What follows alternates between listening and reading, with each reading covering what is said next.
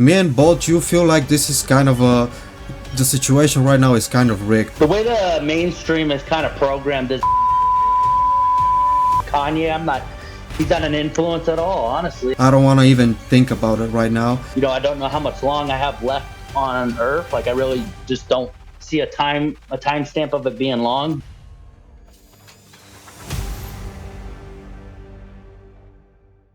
We connected it basically with the industry, how fucked up it is, and Yeah. I wanted to talk with you about the industry for a second. Like, me and Bolt, you feel like this is kind of the situation right now is kind of rigged. Like, unless you got Yeah. relatives already in the industry or family that's successful Yeah. artist, or you're willing to get with some nasty behind the scenes shit, like I don't want to even think about it right now, but Right. it's some shit that nobody in the media wants to talk about. Everybody hides, and it feels like it's almost impossible to get real recognition right now. I honestly can give an opinion on someone I know you truly dislike right now, Glorilla. From what I heard, she is a relative to Little Uzi Vert. So, Yeah. do you think basically that the industry is right now is designed to block like artists like me and you from shining unless they have to play the game that way? And what's your advice Yeah. when someone try to make it without those connections and without those family bullshit? So the way the mainstream is kind of programmed is the labels own all the tools that we need as independent artists. That's why a lot of times, like most of the shit that they own is actually like. So there's like a thing called organic bots, which I know is probably doesn't even make any sense how I'm saying it's a bot, but they have bot farms. So what they Yeah, do I is know those. they'll they'll have like they'll have a label, big giant label.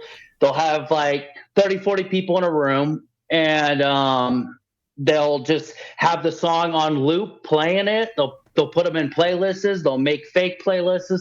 They'll pretty much give you pretty much social proof in its own. And then what they'll do is they'll grab a bunch of bots and they'll throw it on their account. And then the algorithm, they have the tools to trick the algorithm, and yeah, they go viral, bro. I mean, how the fuck is Taylor Swift get 300 million views in a week? You know what I'm saying? Like, it's not even possible, bro. It's not even possible. It's not even possible. It's not even remotely possible. So they have for the bigger names, they have tools like Drake. I mean, I don't think too much of Drake. Kanye, he's not an influence at all. Honestly, I think Kanye had a good run at first, and then he turned himself into this thing called Ye, and just kind of went downhill. He was talking about God, and I don't know, I'm God and all this shit, and then I don't know, bro. But what I can say about the industry, so the underground industry is kind of failing at this point right now. You don't see a lot of artists that are active, and I'm trying to stay active as much as I can. I know I've talked to you kind of like outside in the darkness type thing, where it's like, I don't know how much long I have left on Earth. Like, I really just don't see a timestamp of it being long. But the main thing I could say for artists is be consistent. Try to get to know your fans a little bit. Network, share their stuff, be respectful. If they want to just vent out or talk, be there for them. I mean, people act like they don't have time for anything, other Oh than to yeah. go listen to Kendrick Lamar. Like, what do you get out of listening to Kendrick Lamar then you can't get out of like an underground artist that has the same talents? Like maybe even more talented. So you just gotta pick who you gotta pick. Like, as a fan, you gotta pick who is real and who's got something to offer, and then go with them. Like, the mainstream's just so fucking corrupt right now, bro. For Like, real, for the real. corrupt. When they make popular people like Little Nas X or